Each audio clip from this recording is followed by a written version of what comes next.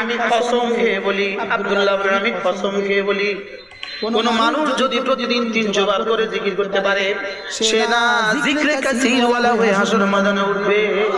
আল্লাহর কসম, আল্লাহ তাআলা যাকে জিকিরের মতো একটা জিহ্বা দিয়ে দিল, তাকে দো জাহানের বাদশাহী বানায় দিল।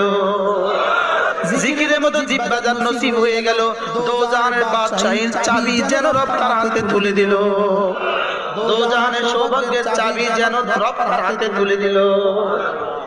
জিকির করবে যত রহমত নামবে তত, জিকির করবে যত রহমত নামবে তত। বলেন, জিকির করবে যত রহমত নামবে তত, জিকির করব যত বরকত হবে তত, জিকির করব যত বরকত হবে তত, জিকির করব যত আমি বলি রিজিকের দুয়ার খুলবে তত, জিকির করব যত রিজিকের দুয়ার খুলবে তত। বান্দার জিকিরের দ্বারা